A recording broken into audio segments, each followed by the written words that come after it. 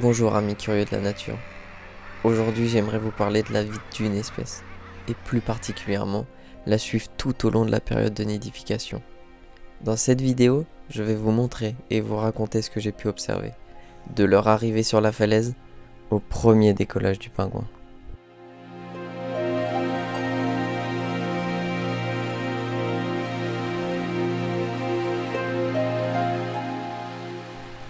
Avant de rentrer dans les détails, j'aimerais vous planter le décor.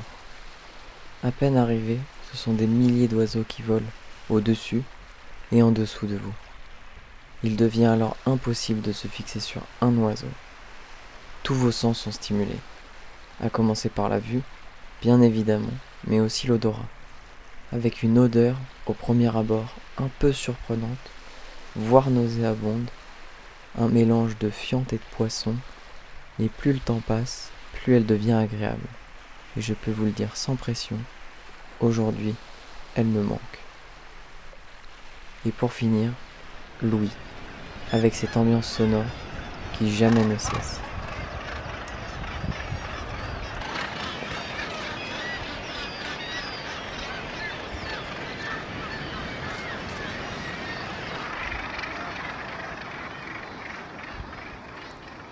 Nous sommes fin avril, et lui là, c'est un pingouin torda. Cet individu est sûrement à la recherche d'un bout de falaise pour y pondre son seul et unique œuf. À cette période, on les voit faire de nombreux allers-retours pour chercher le lieu optimal. Mais avant, il va falloir passer à l'acte. Et il n'est alors pas rare de les voir. Enfin, vous voyez ce que je veux dire? Bon, je vous montre.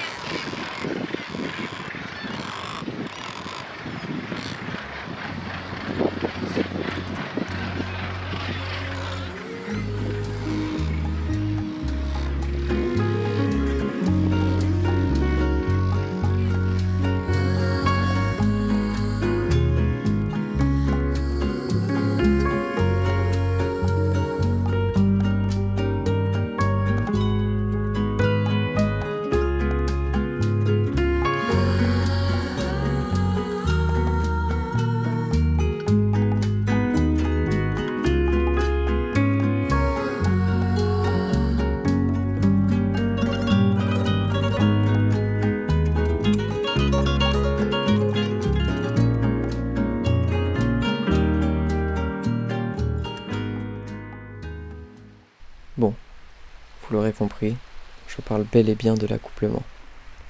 Il faudra compter entre 33 et 36 jours pour l'éclosion de l'œuf. Et je vous avoue, je ne suis pas resté auprès d'eux pendant cette période, mais plutôt avec elle, la loutre d'Europe.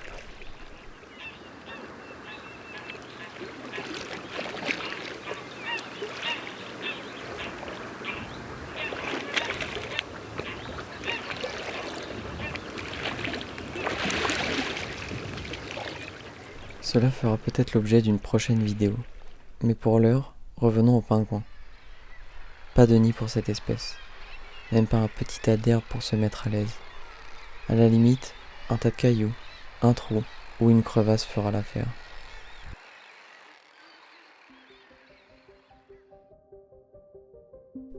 Les deux parents couvent à tour de rôle.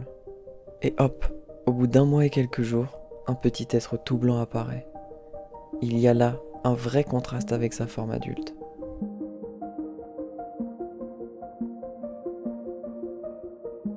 Mâles et femelles vont se relayer, l'un à la pêche, l'autre à la couvée, et cela par tous les temps.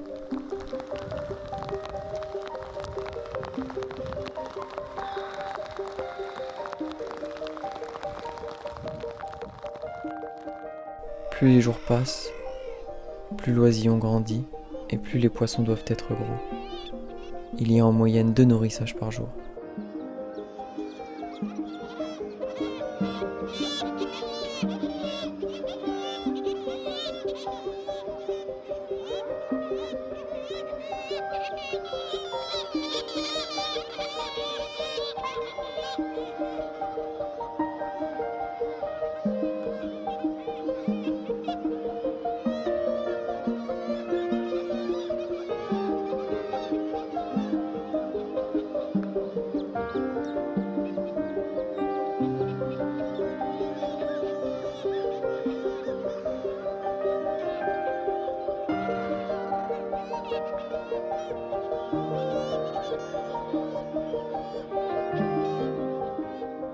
L'oisillon n'est jamais seul, et il est souvent à l'abri sous l'adulte chargé de le garder.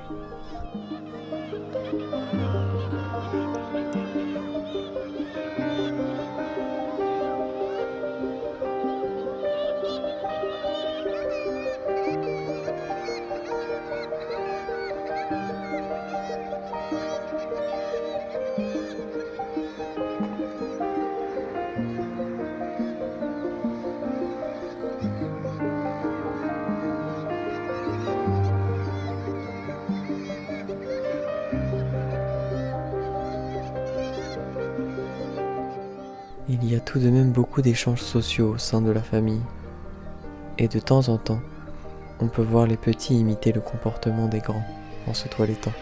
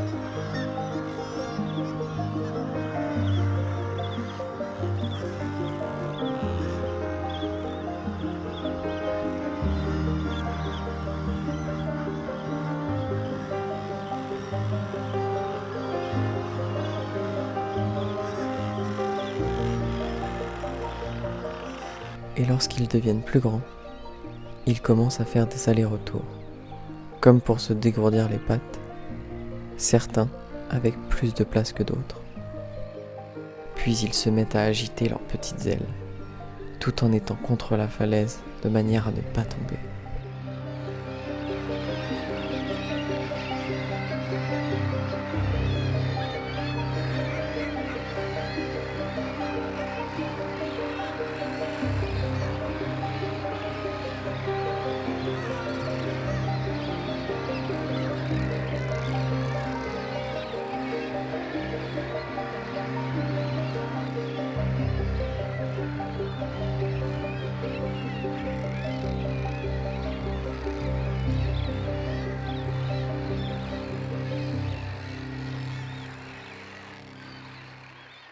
Après tous ces entraînements, au bout de seulement 2 à 3 semaines après l'éclosion, c'est le grand jour.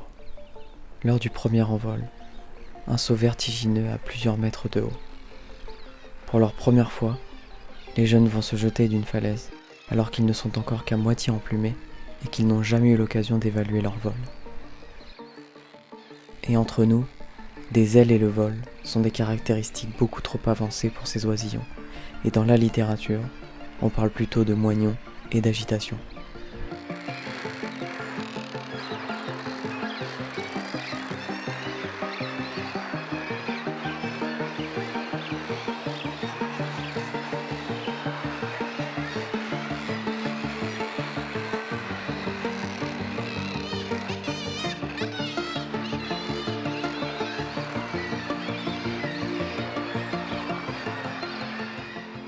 Accompagnés par un ou plusieurs adultes, les parents font alors preuve d'une grande patience et ne les brusquent en aucun cas. Ils leur montrent le chemin de manière douce et attentionnée, sans jamais les forcer, et parfois même, ils attendent au pied de la falaise en les appelant pour les inciter à sauter.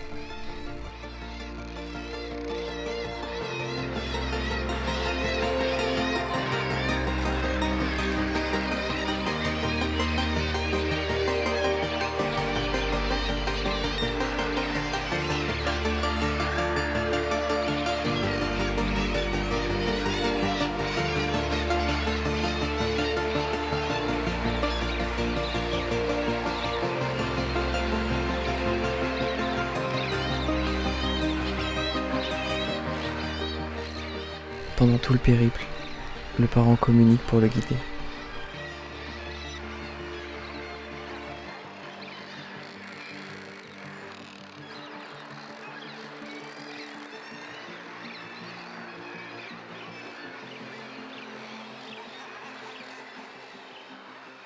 Et après de longues minutes d'hésitation,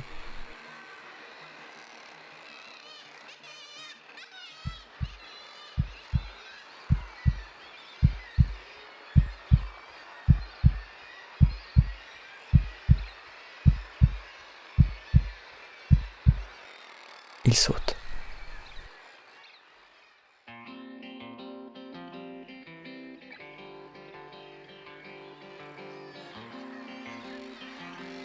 Encadré par plusieurs adultes, un balai aérien digne d'un 14 juillet. Et vous savez quoi? Nous sommes le 16. Cette fois-ci, ce petit aura fait un saut de 15 mètres de haut pour atterrir dans l'eau. Atterrir, s'écraser, je vous laisse en juger par vous-même.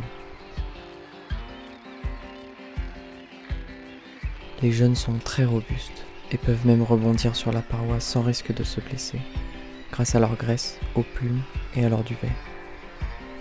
La petite famille quittera le lieu de nidification la première moitié d'août.